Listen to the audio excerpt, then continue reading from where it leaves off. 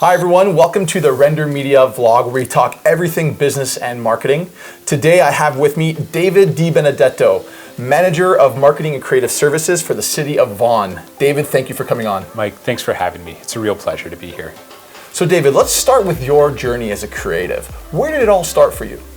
Well, for me, it was really being completely entrenched with the street art movement that started to emerge in the late 90s, early 2000s, being completely consumed by graffiti, found object, sculpture, and all things public art. From there, the graffiti influences led me to explore typography, color theory, composition, and I completely went down the rabbit hole with all things graphic design, digital media arts, and communications.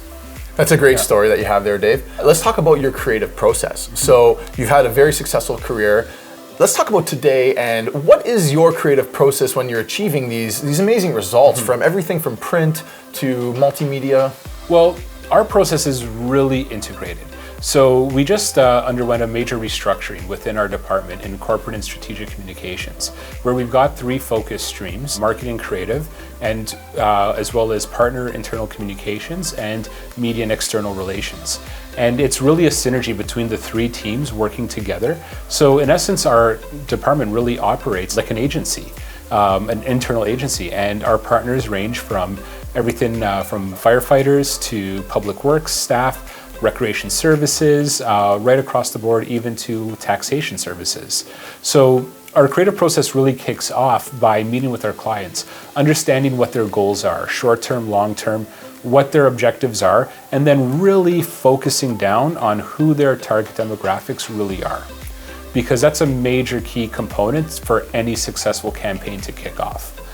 Once we've gone through that process and really using data to drive really good decisions, we then create, a series of tactics, key messages, and a fully integrated communications plan in order to achieve all those outcomes. So, we might have a client that comes to us, with ambition to reach, let's say, a millennial generation on anything from waste management, recycling campaign.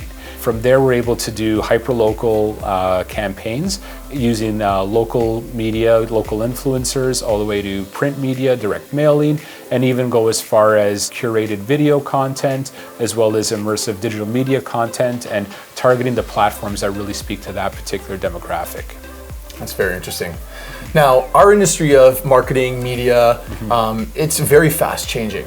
It always is, yes. Can you tell me some of the initiatives you have in place that allow you to stay on top of, the latest innovations? So it's really embodying the principle of being agile. So embracing change and accepting that change is the only thing that will be constant in our, day-to-days. And understanding that, there are so many different channels out there for you to put your content out. And you need to be able to be agile in order to, jump and leverage certain channels and certain platforms when they're still relevant, when they're most important, but also be selective where you're not spreading yourself thin. Really understanding who you're trying to target and then going after those particular avenues and channels that work best with that specific target demographic. And now let's talk about advancing technologies. There have been a lot of advancements in digital media technology. How have you been able to take advantage of this and succeed within the public sector? Well, it's interesting that you bring that up because emerging digital technologies, all things smart city, IoT, all of these different things have been emerging in the last few years. What's really fascinating is the City of Vaughan has embraced it really by looking at it from a human perspective. So understanding what the experience is for our external citizen in the community and also internally for all of our staff members using technologies, using digital techniques. And what we've been able to distill, it's really about culture.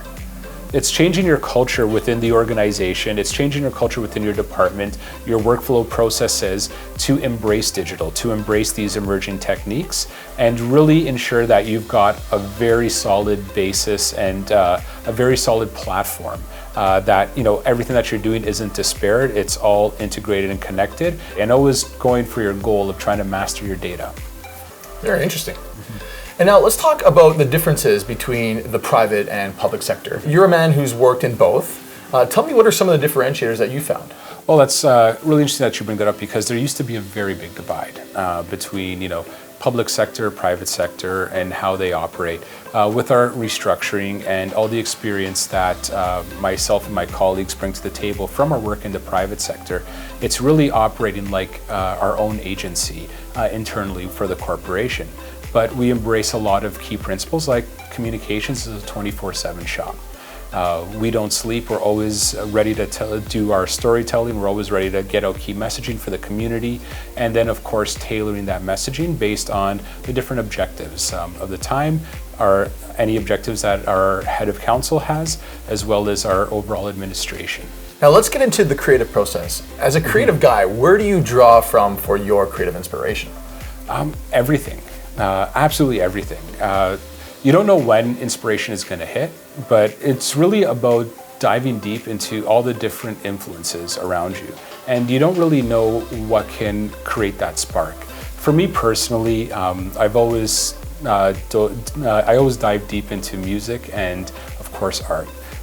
Especially if you look at some of my collection, I always go for a lot of abstract cubism, really looking at compositions that aren't literal, help kind of spark something in my subconscious in order for me to look at a composition in a new way, look at color arrangements, and really go back to the principles of color theory, and also most importantly, understanding the grids in which you can really be creating a lot of these compositions, and using the things like sacred geometry and geometry in order to help really formulate a successful composition.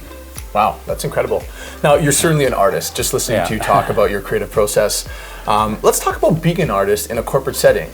How do you balance that, maintaining your artistry while still appeasing the corporate demands? Well, I think so some may think that, having both aspects of that personality in a corporate setting might not necessarily work.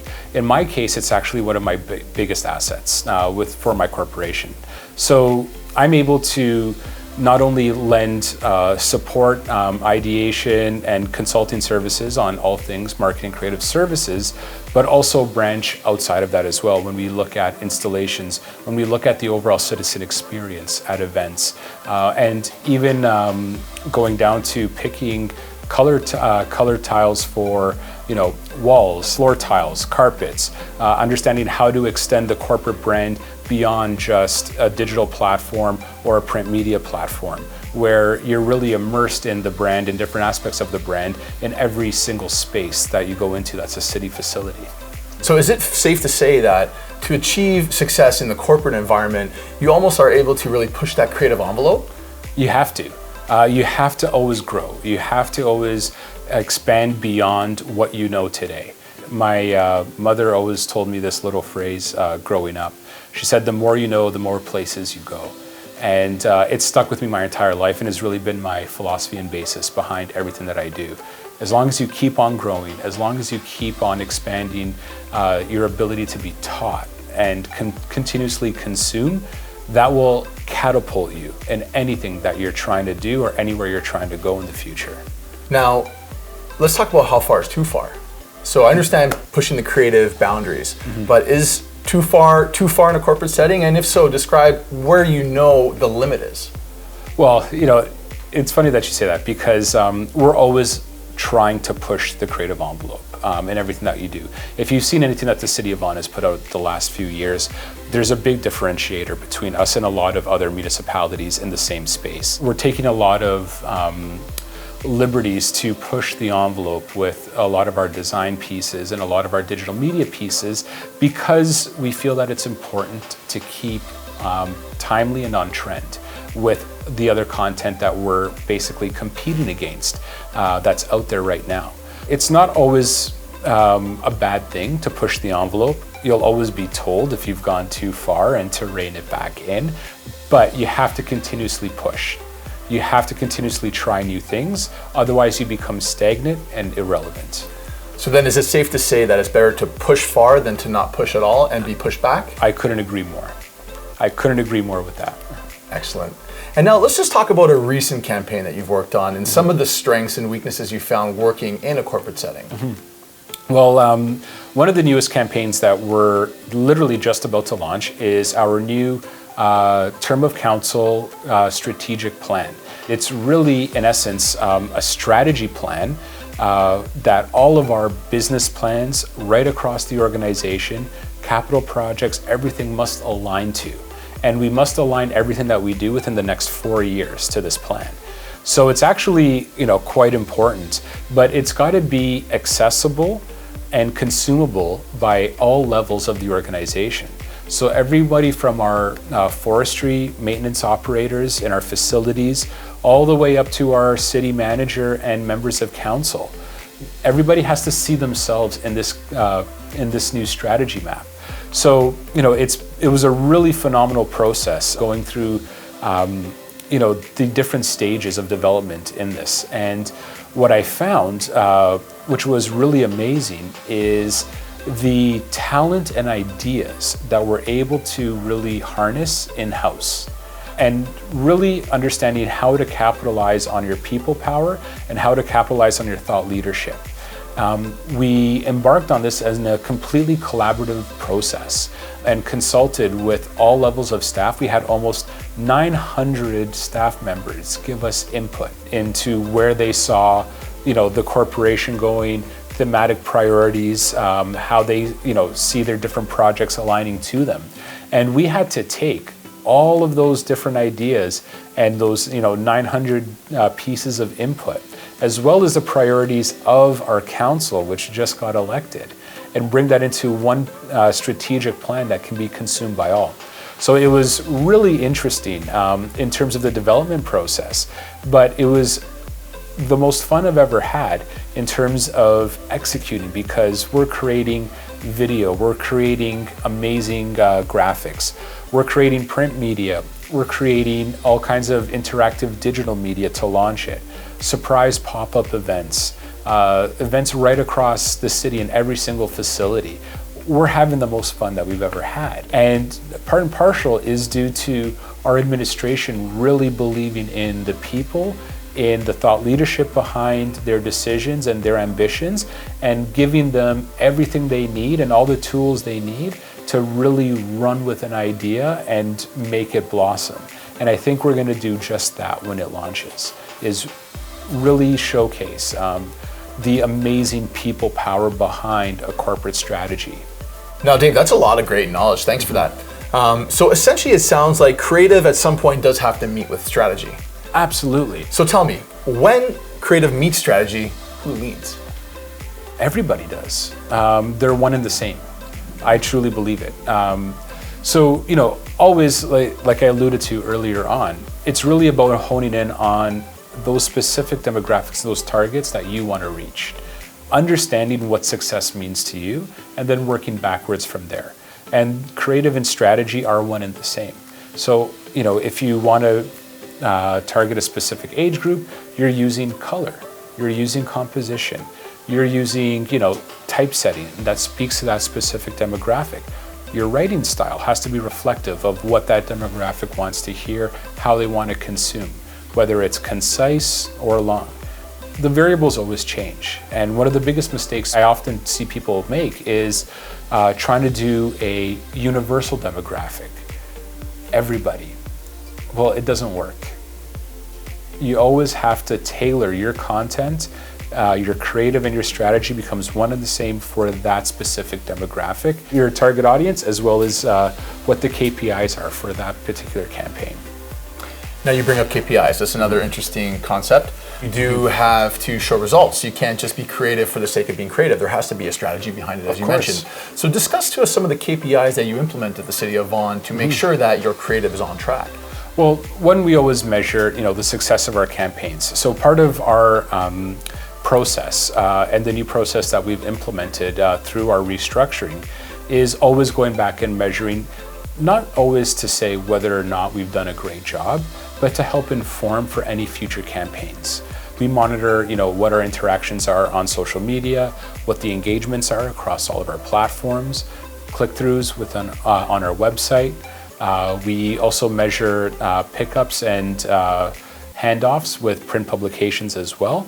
And then we do targeted focus groups, and we're doing them roughly bi-monthly, where we bring in different demographic samplings and showcase all the different components of the campaigns that we release in order to get more data and a deeper understanding into what the citizen experience is with the products that we're putting out. Well, David, you're clearly very knowledgeable. We could keep talking about this forever, and we will have you back on the show. I'm looking forward to it. It'll be a pleasure. Everyone, so David D. Benedetto, the Manager of Marketing and Creative Services for the City of Vaughan. Thanks for coming on. Thanks for having me, Mike. Tune in next time, guys.